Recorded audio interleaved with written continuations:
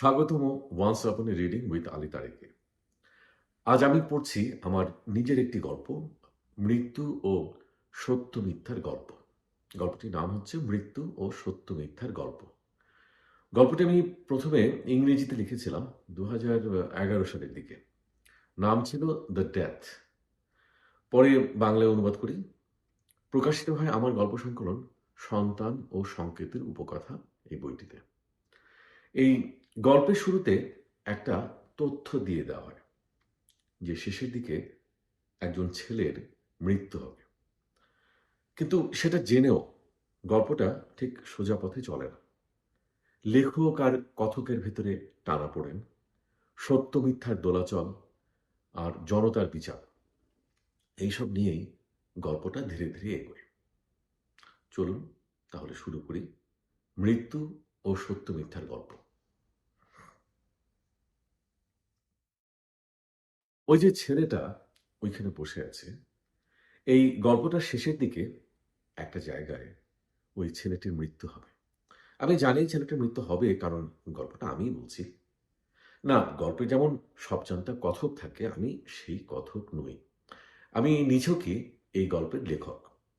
সবজান্তা না হওয়ার কারণে আমার পক্ষে সবকিছু জানা সম্ভব নয়। তবে এটুকু জানি যে অনতিদূর ভবিষ্যতে ছেলেটির কপালে মৃত্যু আছে। কারণ এই গল্পের যেটা উদ্দেশ্য, সেটা যাই হোক না কেন, সেই উদ্দেশ্য সাধনের জন্য আমার ছেলেটাকে মেরে ফেলা দরকার। আমি জানি এই যে গল্পের শুরুতেই আমি এই তথ্যটা পাঠকদের কাছে আগেভাগেই ফাঁস করে দিলাম। তাতে করে এই গল্পের যে কথক অর্থাৎ ন্যারেটর, তার কাজটা একটু জটিল হয়ে পড়বে। পরের কথা আগে বলে দিলে গল্পের আকর্ষণ ধরে রাখা তো একটু কঠিনই হয়ে যায়। তবে আমি সিদ্ধান্ত নিয়ে নিয়েছি, আমার কথক সেই ঝামেলায় পড়লে পড়ুক। তাছাড়া এখন তো মাত্র গল্পের শুরু। এই সামান্য সমস্যাটা সামাল দেওয়ার জন্য সে যথেষ্ট সময় পাবে। আসলে এখন আমি কি ভাবছি জানেন?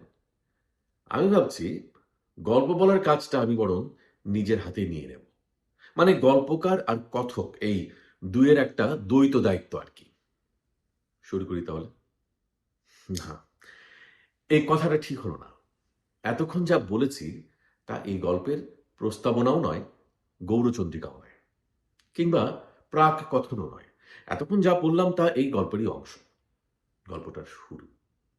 আর এই যে শুরুতে অনর্থক একটা পূর্বাভাস দিয়ে দিলাম, এই পূর্বাভাস দেবার ব্যাপারটা এই গল্পের একটা থিমও তো হতে পারে, তাই না? সুতরাং আবার শুরু করার কোনো মানে নেই। আর তাছাড়া আমার আরো একটু মেটা ইনফরমেশন, যাকে উপতথ্য বলা যায় কি, সেটা দেবার বাকি আছে। এই যে ছেলেটা মারা যাবে, তাতে করে পাঠকের মনে তেমন কোনো সহানুভূতি জেগে ওঠার কোনো কারণ নেই। কারণ সময় মতো আপনারা দেখতে পাবেন ছেলেটা একটা ভয়ঙ্কর অপরাধ করবে, আর তার ফলেই তার মৃত্যু হবে। কিংবা ঠিক করে বলতে গেলে ছেলেটা জনতার হাতে দোষী সাব্যস্ত হলে জনতাই তার মৃত্যুদণ্ড কার্যকর করবে। যাতে পাঠকের মনে কোনো রকম দ্বিধা না থাকে, সেজন্য আবারও বলছি, ছেলেটা যা করবে সেটা হবে একটা অত্যন্ত জঘন্য ঘৃণ্য অপরাধ। মানে জনতার হাতে মৃত্যুদণ্ড পাওয়ার জন্য যথেষ্ট ঘৃণ্য। অবশ্য ছেলেটিকে বিচার করার জন্য যারা থাকবে তাদের কাছে এই গল্পের গল্পকার কিংবা কথক হিসেবে আমি তেমন কোনো প্রমাণ পেশ করতে পারব না। তবে সেটা নিয়েও পাঠকদের চিন্তার কিছু নেই। আমি বলেই দিতে পারি, বিচারকদের পক্ষ থেকে ছেলেটার অপরাধ নিয়ে সন্দেহের তেমন কোনো অবকাশ থাকবে না। এমনকি পাঠকদের সুবিধার জন্য এও বলে দিতে পারি যে সে সময়টাতে আমাদের গল্পের নায়কের মুখেও বেশ একটা দুর্বিনীত হাসি মাঝে মাঝে ঝিলিক দিতে থাকবে। মানে অপরাধী তার অপরাধের কথা অস্বীকার করার সময় আত্মরক্ষামূলকভাবে যে ধরনের হাসি হেসে থাকে, সেরকম হাসি। হ্যাঁ, স্বাভাবিকভাবেই এরকম পরিস্থিতিতে যা হওয়ার কথা, তার চেহারায় ভয়ের চিহ্ন থাকবে অনেক বেশি প্রবল, এবং সাধারণত যেরকম হয় একেবারে শেষ পর্যন্তই সে তার অভিযোগ অস্বীকার করে যাবে। যাই হোক, মেটা ইনফরমেশন যথেষ্ট হলো। এবারে যাওয়া যাক যেখানে এই ঘটনাটি কিংবা ঘটনা পরম্পরাগুলো শুরু। চত্বরের মাঝখানে দাঁড়িয়ে থাকা মনুমেন্টটার চতুষ্কোণ পেডেস্টালের চারপাশে ৭-৮টা ধাপের ইটের সিঁড়ি। সিরামিকের ইটগুলো ভোরের নরম আলোতে বেশ গাঢ় লাল দেখায়। ছেলেটি তার দুই হাঁটুর উপর কনুই রেখে সিঁড়ির সবচেয়ে ওপরের ধাপে বসেই আছে, আর কিছু করছে না। মানে সে একটা কিছু করছে, সেটা দেখে আমি যে এই গল্পটাকে একটু সামনে এগিয়ে নিয়ে যাব, সেরকম কিছুই সে করছে না। হয়তো কারোর জন্য এখানে অপেক্ষা করছে, কিংবা আমারই মতো সেও কিছু একটা ঘটার জন্য অপেক্ষা করছে, অথবা হয়তো কোনো একটা বিশেষ সময়ের জন্য অপেক্ষা করছে। সেই বিশেষ সময়টা উপস্থিত হলে এখান থেকে সে অন্য কোথাও চলে যেতে পারে অন্য কিছু করার জন্য। কোথায় চলে যাবে তার কোনো সুনির্দিষ্ট পরিকল্পনা এখনো তার নেই। কিন্তু সেসব তো হলো ভবিষ্যতে কি কি হতে পারে তার কথা। তা থেকে অতীতের কিছু জানার কোনো উপায় নেই। যেমন ছেলেটা এখানে কিভাবে এসে পৌঁছেছে, মানে আজকে এই ভোরবেলায় ঠিক এইখানে তার এসে বসার পেছনে কোন কোন ঘটনার পরম্পরা আছে, সেই সব কিছু। এই চত্বরটা একটি বিশ্ববিদ্যালয়ের প্রান্তদেশে অবস্থিত, সুতরাং ছেলেটি একজন ছাত্র হতেই পারে। যদিও দিনের এই সময়টা বিশ্ববিদ্যালয়ের একজন ছাত্রের পক্ষে জেগে থাকা বেশ অছাত্রজনিতই বলতে হবে।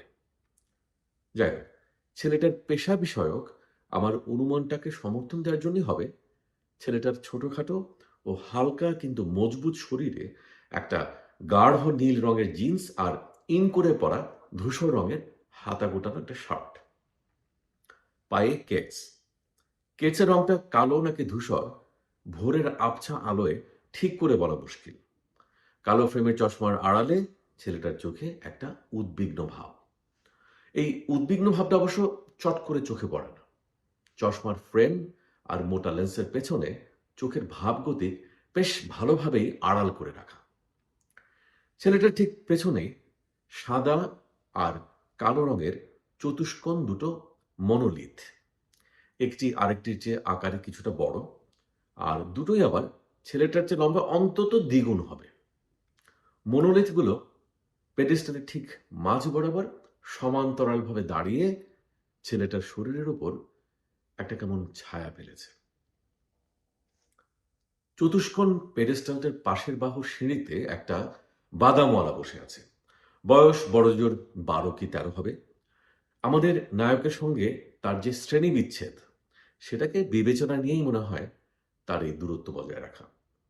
সিঁড়ির তৃতীয় ধাপে বসে বাদামওয়ালাটা ঘন ঘন হাই তুলে যাচ্ছে, আর হাই তোলার কারণে গাল বেয়ে গড়িয়ে পড়া চোখের পানি মুছে যাচ্ছে ক্রমাগত। বাদামের ঝুড়িটা তার পাশে রাখা, চোখ মোছার ফাঁকে ফাঁকে ঝুড়িটার একপাশে গুঁজে রাখা খবরের কাগজ দিয়ে বানানো ঠোঙাগুলো গুছিয়ে গুছিয়ে রাখছে। সে পড়তে পারে না, তাই কাগজের উপর লেখাগুলো তার কাছে নিখুঁত সমান্তরালে চলা পিঁপড়ের শাড়ি বলে মনে হয়। সময়ের ভেতরে থমকে যাওয়া পিঁপড়ের শাড়ি। খোসাসহ বাদামগুলো ঝুড়ির উপর সুন্দর একটা গোলাকার পিরামিডের আকারে সাজানোই আছে। তবু আর কিছু করার নেই বলেই বোধ হয় ছেলেটা একটু পর পর এখান থেকে সেখান থেকে দু একটা বাদাম তুলে এনে পিরামিডটার চূড়ায় রাখছে। কোনো না কোনোভাবে তাকে বাদামের স্তূপটাকে জ্যামিতিক উৎকর্ষের সীমা পার করে নিয়ে যেতেই হবে। একাডেমিক বিল্ডিং আর মিলনায়তনের মাঝখান দিয়ে চলে যাওয়া রাস্তাটার যেটুকু এখান থেকে দেখা যায়, সেটাকে মোটামুটি খালি বলা চলে। হঠাৎ হঠাৎ দু একটা খালি রিক্সা সাঁ সাঁ করে দ্রুত বেগে চলে যাচ্ছে। দেখে মনে হয় এই শূন্য জায়গাটা যত দ্রুত পার করে চলে যাওয়া যায় ততই ভালো। আমাদের নায়ক অবশেষে একটা কিছু করে। বাদামওয়ালাটার উদ্দেশ্যে একটা হাত ছেড়ে, এই এদিকে আয়। বাদামওয়ালা ছেলেটা চট করে উঠে দাঁড়ায়, তারপর একটু আড়মোড়া ভেঙে আর বড় একটা হাই তুলে হাঁটা দেয়। একটা পুরনো গামছা দিয়ে ঝুড়িটা ঘাড়ের পেছনে ঝোলানো। যেতে যেতে গামছাটা নাড়াচাড়া করে ঠিক করে নেয় যাতে ঝুড়িটা ওর পেটের সঙ্গে ভালো করে লেগে থাকে। ঝুড়িটা নিয়ে এসে আমাদের নায়কের কাছ থেকে 3 ধাপ নিচে এসে দাঁড়িয়ে পড়ে। খড়ি ওঠা খালি পায়ের ওপর ময়লা লুঙ্গির ভাঁজগুলো আলগোছে ঝুলে আছে। গালে শুকিয়ে যাওয়া চোখের পানির সাদা দাগ। সেখানে দাঁড়িয়ে আরেকটি বড় হাই তুললে মুখের ভেতরে তার হলদে দাঁত আর সতেজ লাল জিহ্বা চোখে পড়ে। 2 টাকার বাদাম দে। বাদামওয়ালা ছেলেটা একটা ছোট বেতের তৈরি পাল্লা বের করে এক পাল্লায় একটা পাথরের টুকরা ফেলে, তারপরে একটা কাগজের ঠোঙায় এক মুঠ বাদাম ভরে পাল্লার আরেক পাশে রেখে পাল্লাটা স্থির হতে না হতে তুলে নিয়ে আমাদের নায়কের হাতে চালান করে দেয়। তারপর ঝুড়ির একপাশে গুজে রাখা কতগুলো চৌকোনো কাগজের টুকরোর বান্ডিল থেকে একটা তুলে নিয়ে তাতে কিছু লালচে মশলা ঢেলে দেয়। আমাদের নায়ক দুটো ১ টাকার নোট ছুঁড়ে দেয় ভেঙে যাওয়া বাদামের পিরামিডের চূড়ায়। তারপর বাদামের ঠোঙাটা পাশে রেখে ঠোঙাটা থেকে একটা বাদাম তুলে নেয় হাতে। দু আঙুলের চাপে বাদামের মাথাটা খুলে বাদামগুলো চালান করে দেয় মুখের ভেতরে। প্রায় সঙ্গে সঙ্গেই তার মুখ বিকৃত হয়ে ওঠে। থুথু করে ফেলে দিতে দুটো পচা বাদাম বেরিয়ে এসে মাটিতে পড়ে। অস্পষ্ট স্বরে কিছু একটা বলে। ঠিক শোনা যায় না, কিন্তু চেহারা দেখে মনে হয় গালিটালে হবে। তারপর দ্রুত আরেকটা বাদামের খোসা ভাঙে মুখে চালান করে বিস্বাদ ভাবটা ঢাকার উদ্দেশ্যে। তবে এবারে মুখে দেওয়ার আগে একবার সে বাদামগুলো দেখে নেয়। হাতের তালুতে কুচকানো কালো দুটো বাদাম, একটার গায়ে সাদা সাদা ছাতাও চোখে পড়ে। আমাদের নায়কের ভুরু এবার বেশ একটু কুঁচকে যায়। রাগে গজগজ করতে করতে সেবার তৃতীয় বাদামটি খুলে নেয় হাতের উপর। এটারও একই অবস্থা, দুটো বাদামই পচা, এমনকি বাদামগুলো থেকে ছাতার গন্ধ পাওয়া যাচ্ছে। এবারে প্রচণ্ড ক্রোধে আমাদের নায়ক ধীরে ধীরে মাথা ঘুরিয়ে তাকায় বাদামওয়ালার দিকে। বাদামওয়ালি ছেলেটি ততক্ষণে তার আগের জায়গায় গিয়ে বসে পড়েছে। ঝুড়িটা পাশে রেখে আবার বাদামের স্তূপটা সাজানোর কাজে লেগে গেছে। কুত্তার বাচ্চা, আমাদের নায়ক হিস হিস করে ডাকে, এদিকে আয়। ছেলেটা বাদামের পিরামিডটা নিখুঁত করার কাজ থামিয়ে লাফ দিয়ে উঠে দাঁড়িয়ে ঝুড়িটা ওঠানোর জন্য উপর হয়। ওটা রাখ, আমাদের নায়ক চিবিয়ে চিবিয়ে বলে, এদিকে আয় জলদি। ছেলেটা এগিয়ে যায়, মুখে একটু কৌতূহল, সংশয় আর একটু সন্ত্রস্ত ভাব। স্যার, আমার সঙ্গে ইয়ার কি, এগুলা কি? সে তার হাত খুলে তালু ওপর জড়সড় হওয়া বসে থাকা নষ্ট বাদামগুলো দেখায়। স্যার, দু একটা তো পচা বাদাম থাকবারই পারে। এই, মুখের ওপর কথা, হারামজাদা, দু একটা, এ সবগুলা বাদাম নষ্ট বলে ঠোঙাটা ছেলেটার মুখের উপরে ছুঁড়ে মারে। ঠোঙাটা মাটিতে পড়ে বাদামগুলো ছড়িয়ে যায়। স্যার, না খুলে কেমনে বুঝুম কোনটা খারাপ? তাছাড়া সবগুলো তো খারাপ হইবার পারে না। সুরের বাচ্চা, একটা বাদাম নিচ থেকে তুলে খোল, যদি নষ্ট বের হয় তোর পিঠের চামড়া তুলে ফেলবো। ছেলেটা তার ময়লা দুই পায়ের চারপাশে ছড়িয়ে থাকা বাদামগুলোর দিকে একবার চেয়ে দেখে। সবগুলো বাদাম একই রকম নিস্পৃহতা নিয়ে ওর দিকে চেয়ে আছে। মনে মনে একবার অবু ১০-২০ করে ডান পায়ের পাশ থেকে একটা বাদাম তুলে নিয়ে সন্তর্পণে ছোট্ট একটা ঝাঁকি দেয়।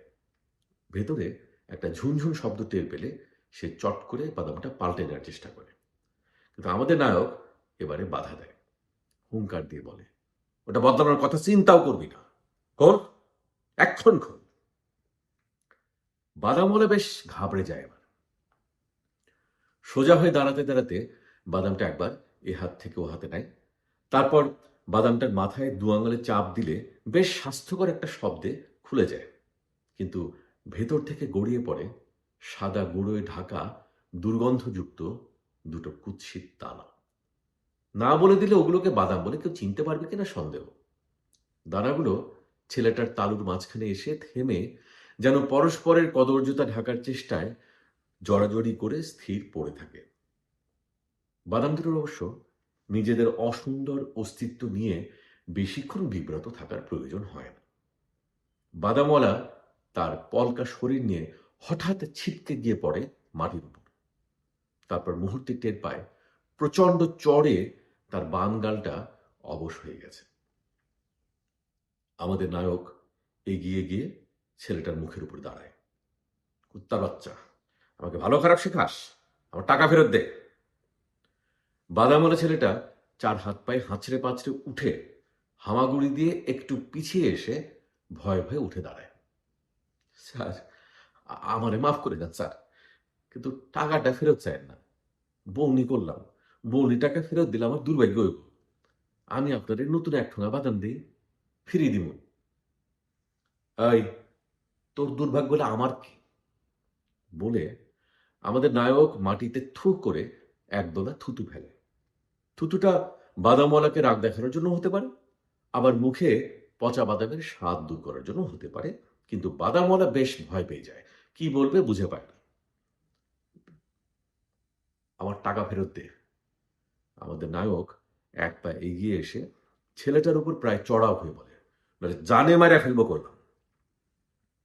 স্যার, একটু বিবেচনা করেন স্যার, আমি আপনারে 5 টিয়ার বাদাম ফিরিয়ে দিব, কিন্তু টাকাটা ফেরত চায় না।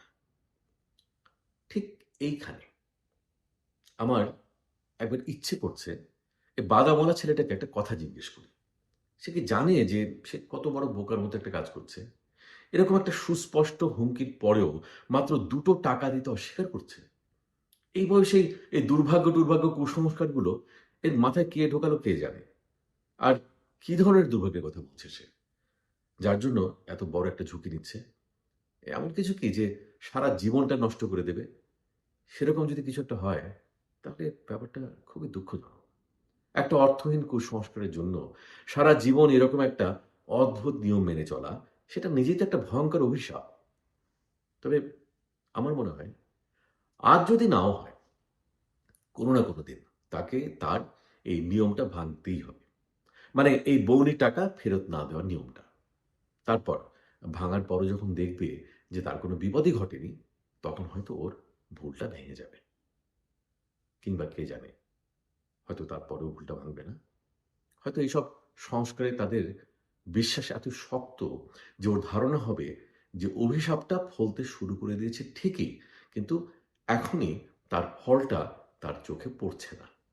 জীবনের দৃশ্যপটের আড়ালে কোথাও না কোথাও অভিশাপের ফলটা প্রস্তুত হয়ে চলেছে। কোনো একদিন ঠিক সময় বুঝে অভিশাপটা ওর উপরে ঝাঁপিয়ে পড়ে জীবনটা একেবারে তছনছ করে দেবে। কিংবা ওরকম কিছু একটা। যাই হোক, আমার তো সত্যি সত্যি আর ছেলেটার সঙ্গে কথা বলার কোনো উপায় নেই। কিংবা থেকেও যদি থাকতো, গল্পকার এবং কথক হিসেবে গল্পের চরিত্রের সঙ্গে কথা বলাটা কেমন দেখাবে কে জানে। বরং দেখা যাক আজকের এই ঘটনা থেকেই কিছু একটা শিক্ষা সে নিতে পারে কিনা। এদিকে আমি যখন বাদামওয়ালার নির্বুদ্ধিতা নিয়ে কথা বলে যাচ্ছি, আমাদের নায়ক এখানে রাগে প্রায় ফুঁসছে। নাকের পাটা সত্যি সত্যি ফুলে ফুলে উঠছে। তর্জনী তুলে দাঁতে দাঁত ঘষে বাদামওয়ালার ছেলেটাকে তার চূড়ান্ত সতর্কবার্তা পৌঁছে দেয়। আর একটা কথা বলবি, তোর ব্যবসা আমি ছুটাবো, টাকা ফেরত দেবো না। মাফ করে দেন স্যার, মাফ করেন, আমি টাকাটা ফেরত দিবার পারুম না। ছেলেটার গাল বেয়ে যদি অঝোর ধারায় চোখের পানি না গড়াতো, তাহলে তার মুখ দেখে হয়তো বোঝাই যেত না যে সে কাঁদছে। কিংবা কে জানে, হয়তো সে আসলেই কাঁদছে না, চোখে হয়তো কোনো সমস্যা টমস্যা আছে, নিজে থেকেই পানি পড়ে, বিশেষ করে সকালবেলা ঠান্ডায়। সে যাই হোক, ছেলেটার আর্জি শেষ হতে পারল না। তার আগেই আরও একটা শব্দ হলো।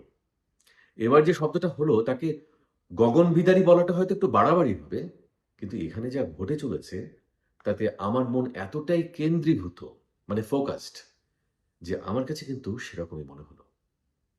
অর্থাৎ আমাদের নায়ক 2 কদম এগিয়ে গিয়ে বাদামওয়ালার ছেলেটার গালে যে দ্বিতীয় চড়টা লাগালো, তার আওয়াজটা হয়তো বাজ ফাটানো ছিল না ঠিকই, কিন্তু তার আঘাতে ছেলেটা প্রায় আক্ষরিক অর্থে উড়ে গিয়ে সিঁড়ির উপর গিয়ে পড়ে।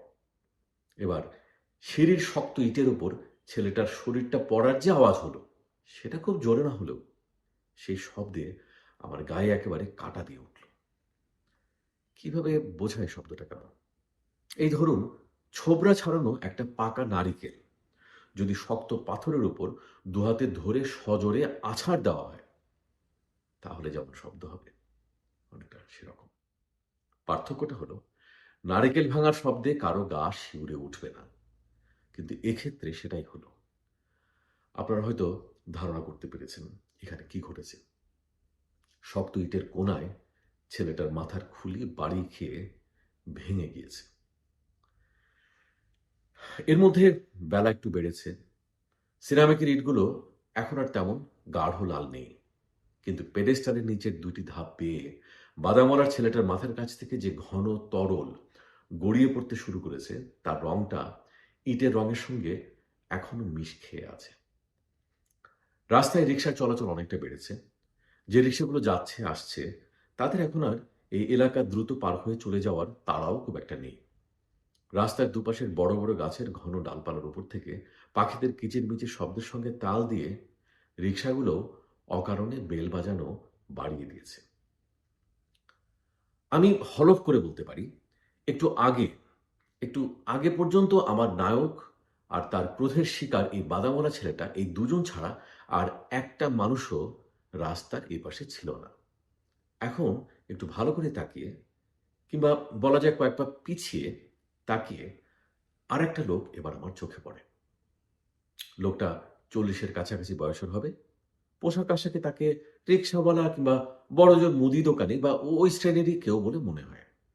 লোকটা বেশ দৃঢ় পদে বাদামওয়ালা ছেলেটার দিকে এগিয়ে যায়। সিঁড়ির উপর পড়ে থাকা শরীরটার দিকে কিছুক্ষণ তাকিয়ে থাকলে বোঝা যায় শরীরটা একদম নিথর হয়ে শুয়ে পড়ে আছে। কিন্তু আরেকটা মজার ব্যাপার, হঠাৎ করে তাকালে মনে হয় সিঁড়ির ধাপগুলোর কারণে কেমন যেন একটা ঢেউ খেলানো গতিময় ভঙ্গিতে শরীরটা পড়ে আছে। এমন একটা গতিময় ভঙ্গি যেটা শুধুমাত্র প্রাণহীন শরীরের পক্ষেই নেওয়া সম্ভব।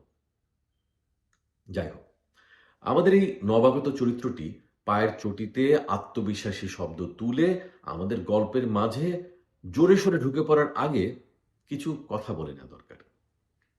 লোকটার চেহারায় গ্রাম্য ভাব থাকলেও কিছু জিনিস বেশ চোখে পড়ার মতো। যেমন তার গায়ের সাদা ফুলহাতা শার্টটা অনেকবার ধোয়ার কারণে হলদে হয়ে গেছে ঠিকই, কিন্তু এমনিতে বেশ পরিষ্কার। শার্টের হাত দুটো গোটানো নয়, শার্টের সব বোতাম জায়গা মতো আছে, একটাও বেমানান রঙের সুতো দিয়ে লাগানো নয়। লোকটার শক্ত চোয়াল পরিষ্কার করে কামানো, কাঁচা পাকা গোবজোড়াও বেশ পরিপাটি করে ছাড়া। সাদা চেক লুঙ্গিটায় মজুর শ্রেণীর মতো ঘামের ছিটছিটে দাগ নেই একটু। তবে যেটা সবচেয়ে আলাদা করে চোখে পড়ে সেটা হলো শার্টের উপরের 2টি খোলা বোতামের ভেতর থেকে উঁকি দেয়া চকচকে একটা সোনার চেইন। যাই হোক, ঘটনাস্থল পর্যবেক্ষণ করে এখানে ঠিক কি ঘটে থাকতে পারে তার মোটামুটি একটা ধারণা তৈরি করে নিয়ে লোকটা খুব দ্রুত বেশ একটা শোরগোল তুলে ফেলে। চোখের পলকে এক দঙ্গল লোক জোগাড় হয়ে যায়। আর কিছু না হলেও আধা ডজন যাত্রীবিহীন রিকশা এসে ভিড় করে মনুমেন্টের পাদদেশে দাঁড়ায়। তার সঙ্গে যোগ দেয় কাজকর্মহীন কিছু পথচারী, আর তাদের পিছু পিছু কিছু অতি উৎসাহী দোকানদার তাদের সকালবেলার দোকান ফেলে এসে চটপট জমা হয়ে যায়। সব মিলিয়ে বেশ একটা ভীতি উদ্রেককারী জনতা। সংখ্যায় তারা যেটুকু পিছিয়ে সেটা পূরণ করে নেয় তাদের উৎসাহের আতিশয্যে। ঘটনার এই হঠাৎ দিক পরিবর্তনে আমাদের নায়ক এবার বেশ একটু ঘাবড়ে যায়। একবার পরিস্থিতিটা মেপে দেখার চেষ্টা করে। তাকে ঘিরে এখন চাপা উত্তেজনায় ভরা একটা জনতা, যার একটা অংশ তার পরিচিত, যাদের দোকানে সে সময়ে অসময়ে প্রায় যাতায়াত করে। তবে আজকে পার্থক্যটা হলো, অন্যান্য দিন তারা আমাদের নায়কের সামনে যে ভীরু অধস্তন ভূমিকা পালন করে এসেছে, আজ সেই ভীরুতার কোনো চিহ্নমাত্র তাদের চোখে মুখে নেই। সিঁড়ির গোড়ায় পড়ে থাকা লাশটা সবাই একবার করে দেখে নেয়, কিন্তু তাদের মূল দৃশ্যবস্তু হলো আমাদের নায়ক। তার এই বিপন্ন অবস্থা দেখে তাদের বেশ আনন্দ হচ্ছে বলেই মনে হচ্ছে। সাদা শার্ট পরা লোকটা দৃশ্যপটে সবার আগে উপস্থিতি হওয়ার দাবিতেই হোক, কিংবা তার ভেতরের একটা সহজাত কর্তৃত্বপরায়ণ ব্যক্তিত্বের কারণেই হোক, চটপট একটা সালিশ দাঁড় করানোর চেষ্টা করে। এইটুকু ছোট্ট স্যারারে কি করে ফেলাইছে? স্যার একটা বাদামিতে বিক্রি করতেছিল, এই ইত্যাদি কথাবার্তা।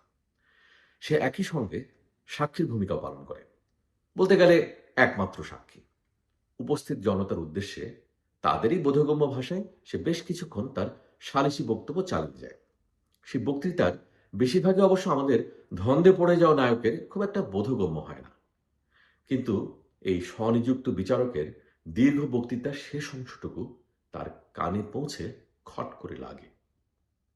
আরে পুলিশের হাতে তার কোনো মানে নাই, মামুরা টাকা নিয়ে এরে ছাইরা দিব, এর অফিসার আমরাই করব।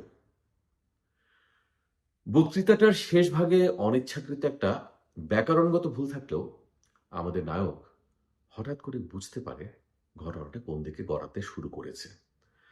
বোঝা বলতে বোঝা, যাকে বলে অনুধাবন। এবার সে দ্রুত ভাবার চেষ্টা করে, লোকটা কি সত্যি সত্যি তাকে দেখেছে বাদামওয়ালাকে চড় মারতে, নাকি ঘটনা বিচার করে অনুমানে বলেছে। যখন তার মনে মোটামুটি একটা বিশ্বাস জন্মালো যে লোকটার দেখে থাকার সম্ভাবনা খুবই কম, তখন সে নিজেকে নির্দোষ প্রমাণ করার একটা চেষ্টা নেয়। এর মানে কি? আমি আমি আসার আগে তো লাশটা এখানে পড়েছিল। বাজে কথা, এক্কের বাজে কথা। আপনারা তাকায় দেখেন, তাজা রক্ত এখনো পড়তেছে, এখনো মাটির পর্যন্ত পৌঁছায় নাই। আমি যখন আহি তখন এরে ছাড়া আর কাউরে আমি দেখি নাই। আর একটা ডেড বডি পড়ে আছে, এটা ফালায় দাঁড়ায় থাকেন মানেটা কি? হ্যাঁ, মিছা কথা কইতেছে, যত সব ফালতু কথা। লাশটা দেখে আমি এখানে এগিয়ে এসেছি কি হয়েছে সেটা দেখতে। রক্ত তো আমার চোখে পড়ে না, আমি তো এইমাত্রই দেখলাম। কিন্তু আমি যখন এদিক দিয়ে যাচ্ছিলাম তখন লাশটা এখানেই পড়েছিল। এতখানি বলার পর আমাদের নায়ক হঠাৎ একটু চুপ করে যায়, যেন হঠাৎ করে সে কিছু একটা আবিষ্কার করেছে। সে একবার তার ডান হাতের দিকে আর একবার মাটিতে ছড়ানো বাদামগুলোর দিকে তাকিয়ে দেখে, তারপর একটা পা শূন্যে ওঠায়। ঠিক এইখানে, ঠিক এই মুহূর্তে পৌঁছে কিছু একটা পাল্টে যায়।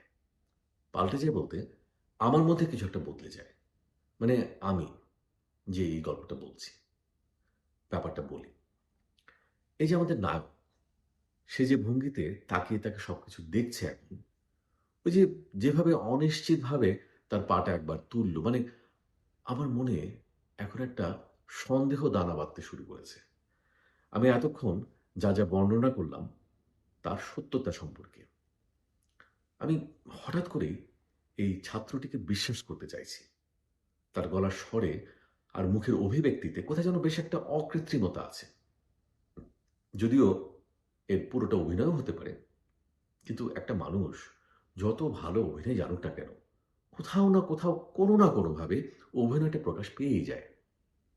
আমরা যখন জেনে শুনে অভিনয় দেখি নাটকে বা সিনেমায়, তখন দর্শকরা কখনো কখনো অভিনয়ের কথা ভুলে যায় ঠিকই, কিন্তু মনের ভেতরে কোথাও ঠিক ঠিক অনুভব করতে পারে পুরো জিনিসটা সত্যি নয়, কিছু একটা গোলমাল কোথাও আছে। অনেকটা যেন মানুষের মুখ চিনে ফেলার মতো। কাউকে হয়তো অনেকদিন পর দেখছি, লোকটা হয়তো চুল কেটেছে অন্যরকম করে, নতুন ধরনের পোশাক পরেছে, হয়তো ওজন একটু বেড়েছে অথবা কমেছে, কিন্তু একটা চেহারা যখন একবার চিনে ফেলা যায় তখন আর সেটাকে ভুল ভাবার কোনো উপায়ই থাকে না। সচেতন মন যতই সন্দেহ জাগাবার চেষ্টা করুক না কেন, এর উল্টোটাও ঘটে। কাউকে দেখে হয়তো অন্য কারো চেহারার সঙ্গে মিল পাওয়া গেল, কিন্তু মনের গভীরে মন ঠিকই জানে যে সে এই লোক নয়। যাই হোক, একটা কিছু আমাদের নায়কের কণ্ঠস্বরে আছে যার কারণে আমাদের এখন তাকে বেশ বিশ্বাসযোগ্য মনে হচ্ছে।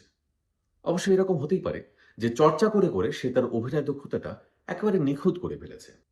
যেমন ধরুন, অভিনয়ে তার দুর্বলতাগুলো খুঁজে বের করে সেগুলো দূর করে দিয়ে তার জায়গায় আরো বিশ্বাসযোগ্য কিছু কৌশল নিয়ে এসেছে অভিনয়ে ভারসাম্য আনার জন্য। অবশ্য এই কৌশল অবলম্বন করলে অভিনয়ের ভেতরে যাকে বলে অতি ভারসাম্য নিয়ে আসার একটা ঝুঁকি থেকে যায়। কিন্তু একজন সত্যিকারের ভালো অভিনেতা হয়তো সে অতি ভারসাম্যের সমস্যা দূর করারও ক্ষমতা রাখে। তবে এই ভারসাম্য আর অতি ভারসাম্যের দোলাচলে চলতে চলতে এমন জায়গায় পৌঁছানো সম্ভব যখন অভিনয়ের এই সূক্ষ্মতা সমস্ত রকম ব্যবহারিক প্রয়োজনীয়তা হারিয়ে ফেলতে পারে।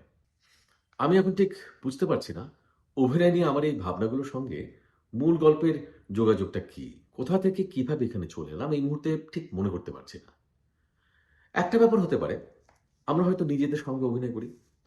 আমাদের মনের ভেতরের একটা গভীরতর কোনো প্রয়োজনে নিজেদের সঙ্গেও কখনো কখনো অভিনয় করার দরকার হয়। আর নিজেদেরই সন্তুষ্ট করার জন্য নিজেদের সঙ্গেও আমরা এইসব চালাকি করি।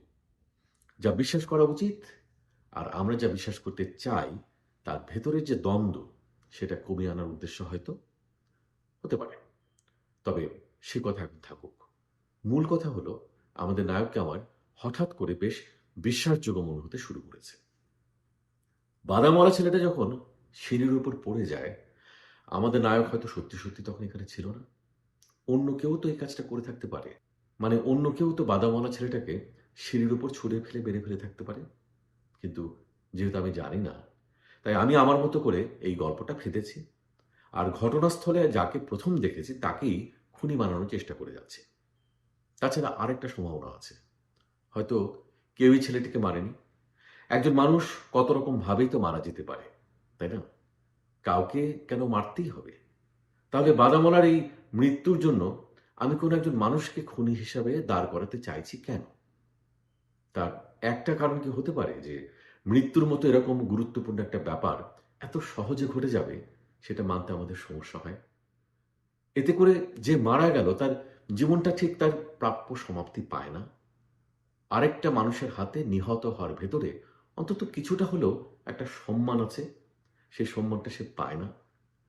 আর যারা এখনো জীবিত আছে তাদের কাছেও সেটা মেনে নেওয়াটা কঠিন, কারণ তারাও তো এই মৃত মানুষটার মতোই মানুষ। তারাও কেউ এই অসম্মান চায় না। এখন পরিস্থিতি দেখে মনে হচ্ছে এই পথচারীরাও সে অসম্মান চায় না, কিন্তু এদের দোষ দেয় কিভাবে? আমারও তো একই সমস্যা। আমিও এই অসম্মান থেকে নিজেকে বাঁচবার জন্য ভাবছি বাদামরের মৃত্যুর কারণটা যদি আরেকটা মানুষের উপরে চাপানো যায়। সত্যি কথা বলতে কি, এই যে আমাদের নায়ককে ঘিরে এই জনতা ভিড় করে আছে, তাকে মেরে ফেলার হাজারটা কারণ থাকতে পারে এই জনতার। শ্রেণী জিঘাংসা হতে শুরু করে ধর্ষকামী মনোবৃত্তি, কত কিছু হতে পারে। কিন্তু আমার মনে হচ্ছে এটাই প্রধান কারণ। মৃতের আত্মার প্রতি সামান্যতম হলেও একটা সম্মান উদ্ধার করা, আর তাতে করে যদি আরেকটা প্রাণও যায় তা অবশ্যই। সূর্যটা এতক্ষণে মনোলিথগুলোর পেছনে অনেকটাই উপরে উঠে গেছে। রাস্তার পাশে গাছের মগডালের হালকা হয়ে আসা পাতার ভেতর দিয়ে সূর্যের আলো এখন পেডেস্টালের চারপাশে আলো ছায়ার খেলা শুরু করেছে। একটু একটু করে গরম হয়ে আসছে বাতাস। গরম হয়ে যাইতেছে, রোদের নিচে লাশ ফেলায় রাখা কোনো কামের কথা না। আমাদের স্বনিযুক্ত বিচারক বিবাদীর অস্বীকৃতি সম্পূর্ণ অগ্রাহ্য করে জনতার কাছে বক্তব্য রাখে। এই তুমি, একটা তরুণ রিক্সাওয়ালার দিকে আঙুল তুলে বলে, মেডিকেল থেকে জলদি একখান ডাক্তার নিয়ে আসো, এর আমাদের মেলা কাম আছে। যাকে আদেশ করা হলো সেই তরুণ রিক্সাওয়ালা এতক্ষণ মজা দেখার জন্য রিক্সাওয়ালার হ্যান্ডেলের নিচে রডটার উপরে দুই পা রেখে একটু আরাম করে বসেছিল। এবার সে পা নামিয়ে একটু নড়ে চড়ে বসে, কিন্তু তখনই রওনা দেয় না। তারপর যখন লক্ষ্য করে যে উপস্থিত সবার চাউনি এই মুহূর্তে তার দিকে তাক করা, তখন সে নিতান্ত অনিচ্ছায় প্যাডেল মেরে তার রিক্সা নিয়ে মেডিকেলের দিকে রওনা দেয়। গাঢ় সবুজ পাঞ্জাবি পরা এক বয়স্ক দোকানদার, যে মাত্র এই একটু আগেই ভিড়ে যোগ দিয়েছে, সে এবার মুখ খোলে, এখন তক যদি ডাক্তারই আহে নাই তো এই স্যারাটা মরছে যে জানলা কেমনে? দেখো এখনো বাইসেই আছে। না না, হ্যাঁ মরছে ঠিকই। বিচারক একটা আরোপিত নিশ্চয়তায় উত্তর দেয়, কিন্তু তারপর নিজের কথাতে নিজের একটু সন্দেহ হলে একবার ঘুরে তাকে লাশটার দিকে। স্যামরাটার কবজিতে এখন টিপ দিলে হয়। নীল হাফ শার্ট পরে একজন বলে, তাইলে তুমি টিপ দিয়ে দেখো না। সবুজ পাঞ্জাবি গায়ে বুড়ো দোকানদারটা তাড়া দেয়। নীল হাফ শার্ট দোনো করে লাশের হাত টেপাটেপি করার প্রস্তাবটা নিজে দিয়েছে ঠিকই, কিন্তু এখন কাজটা নিজেকেই করতে হবে বুঝতে পেরে একটু ঝামেলায় পড়ে যায়। আমাদের স্বঘোষিত বিচারক নীল হাফ শার্টের সমস্যার সমাধান করে দেয়। কেউ লাশ ছুইব না, খুনের সাক্ষ্য তত্ত্ব নষ্ট করলে কিন্তু সোজা হাজত। কিসের সাক্ষ্য তথ্য? আমাদের নায়ক এবার প্রতিবাদ করে ওঠে, এই ছেলে যদি এখনো বেঁচে থাকে তাহলে চিকিৎসা না হতে দেওয়ার জন্য আপনাকে হাজতে পাঠাবে। তুমি এর মধ্যে কথা কইবা না, আর আমি তো ডাক্তার আনতে পাঠাইছি। লোক আনতে পাঠিয়ে কোনো লাভ আছে? এর আসবে 2 ঘন্টা পরে, তার চেয়ে একে হাসপাতালে নিয়ে গেলেই তো হয়। আমাকে কইতেছো কেন? নিজে ঘাড়া ঘাড়া করতেছো কি? কারণ আসল কাজ বাদ দিয়ে আপনি এখানে দাঁড়িয়ে দাঁড়িয়ে বিচার করতে বসছেন। দেখছেন আপনারা, দেখছেন চোরের মার বড় গলা, খুনির মুখে কত বড় কথা। আমি তো বললামই আমি কিছুই করিনি। আবার মিথ্যা কথা। এই আপনারা সব দাঁড়ায় দেখেন কি, রোশনি নিয়ে আসেন, আরে বানতে হইব। বিচারক এবার হঠাৎ একটা লাভ দিয়ে এসে আমাদের নায়ককে জাপটে ধরে। নিজেকে ছাড়ানোর চেষ্টা করতে গিয়ে আমাদের নায়ক শুধু তার বাঁ হাতটা ছাড়াতে পারে। বিচারক যখন কিছুতেই ছাড়বে না, তখন সে বিচারকের মুখ লক্ষ্য করে তার একটা ঘুষি ছোড়ার চেষ্টা করে। দুর্বল হাতের ঘুষিটা বিচারকের ঘাড়ে গিয়ে পড়ার সঙ্গে সঙ্গে সে চিৎকার দিয়ে ওঠে, দেখছেন আপনারা, দেখছেন, হে মানে আমারও খুন করবার চাই, বড় লোকের বখাটে পোলা আমাকে একজনের খুন করব, আর আপনারা খাড়ায় খাড়ায় দেখবেন? এবার একটা বেশ শক্ত সমর্থ দেখতে লোক ২-৩ পা এগিয়ে আসে। তার হাতে একটা শক্ত লাঠি। একবার থমকে দাঁড়িয়ে কিছুক্ষণ দেখে এদের মারামারিটা কোন দিকে যায়। বিচারক যেই আমাদের নায়কের বাঁ হাতটা আবার ধরে ফেলতে সক্ষম হয়, লাঠি হাতে লোকটা ছুটে গিয়ে আমাদের নায়কের মাথার পেছনে সজোরে একটা বাড়ি মারে। পর মুহূর্তেই আমাদের নায়কের শরীর নিস্তেজ হয়ে মাটিতে লুটিয়ে পড়ে। বিচারক যখন তার শার্টটা হাত দিয়ে ঝেড়ে সোজা করতে থাকে, আমাদের নায়কের পেছন থেকে তখন একটা রক্তের ধারা গড়িয়ে মাটিতে জমা হচ্ছে। গল্পের শুরুতে আমি বলেছিলাম যে গল্পের শেষে এই যুবকটা মারা যাবে, কিন্তু এখন মনে হচ্ছে আমি আমার কথা শেষ পর্যন্ত রাখতে পারবো না, কারণ আমার গল্পটা ইতিমধ্যে শেষ হয়ে এসেছে, কিন্তু এখনো এই যুবকের মৃত্যু ঘটেনি। মাথা ফেটে রক্ত ঝরলেই তো আর মানুষ মরে যায় না। হয়তো কিছু সময় পরে কিংবা কিছুদিন পরে সে মারা যাবে, যেতেই পারে, অথবা মারা যাবে না। কিন্তু ততক্ষণ এই গল্পটা টেনে নেওয়ার কোনো মানে নেই। আমি যেটুকু দেখেছি কিংবা আমার কথক যেটুকু দেখে থাকতো ততটুকুই দেখালাম। কিন্তু এটা তো একটা গল্প। যে গল্পটা শুনিয়ে আমি হয়তো আমার কোনো উদ্দেশ্য পূরণ করতে চাই। যেহেতু গল্প বলার সময় গল্পকারের যে উদ্দেশ্য থাকে, আর গল্পটা শুনে গল্পের পাঠক সেখান থেকে যা খুঁজে নেয়, এই দুয়ের ভেতরে যে দূরত্ব, সেটা দূর করার চেষ্টা প্রায় অধিকাংশ ক্ষেত্রেই ব্যর্থ হয়। গল্পটাকে আরো টানাটানি করে আর লাভ কি? বরং যত টেনে নেওয়া হবে, ওই দূরত্বটা আরো প্রসারিত হওয়ার সম্ভাবনা ততই বেড়ে যাবে। কাজেই আমি বরং আরেকটা গল্প নিয়ে ভাবতে শুরু করি। এই যেমন ধরুন, মজুর শ্রেণীর এই শক্তিমান লোকটির গল্প, যে একটু আগে লাঠি হাতে এগিয়ে এসেছিল। তার এই সতেজ শক্তিমান উপস্থিতি কি আরেকটি গল্পের জন্মে দাবি করে না? রোদ এখন বেশ কড়া হয়ে উঠছে। বিশ্ববিদ্যালয়ের ক্লাস শুরু হয়ে যাবার সময় প্রায় হয়ে এলো। একটু পরেই হলগুলো থেকে দলে দলে ছাত্র বের হয়ে আসতে শুরু করবে। অতি দ্রুত বিশ্ববিদ্যালয়ের ছাত্রদের সংখ্যা এই খেটে খাওয়া লোকদের ছাপিয়ে বহু গুণে বেড়ে যাবে। যখন তারা আবিষ্কার করবে যে তাদেরই একজন বন্ধুকে খেটে খাওয়া শ্রেণীর কয়েকজন মানুষ মিলে কিভাবে হত্যা করেছে বা হত্যা করার চেষ্টা করেছে, তখন এই নতুন গল্পে তাদের কি ভূমিকা থাকবে, আর আমাদের এই সদ্য উপস্থাপিত নায়ক সেখানে কি ভূমিকা নেবে, সেসব ঘটনা কিভাবে উন্মোচিত হয়, তার গল্প। ঠিক কি ঘটে সেটা নয়, বরং আমাদের বলা সত্য এবং মিথ্যাগুলো থেকে কিভাবে আরো কিছু গল্প তৈরি হয়, তার গল্প। এসব পথিক দর্শকদের সত্য মিথ্যা, আমাদের নায়কদের সত্য মিথ্যা, আমাদের কথকদের সত্য মিথ্যা, এমনকি আমি যে এই গল্পের গল্পকার, তারও সত্য মিথ্যার গল্প। এই ছিল মৃত্যু ও সত্য মিথ্যার গল্প। আজকের মতো এখানে শেষ করছি। Once upon a reading with Ali তারিকের এই পর্ব। গল্পটা যদি পড়ার সময় মাথার ভেতরে কিছু ঘোরাঘুরি করে, পরেও যদি করে, কোনো প্রশ্ন তোলে বা অস্বস্তি রেখে যায়, সেটাই এই গল্পটির কাজ। আপনাদের ভাবনা, প্রশ্ন, মতামত কমেন্টে জানাতে ভুলবেন না। পরের পর্বে আবার দেখা হবে, এই আশাতেই আজ বিদায় নিচ্ছি। সবাই ভালো থাকবেন।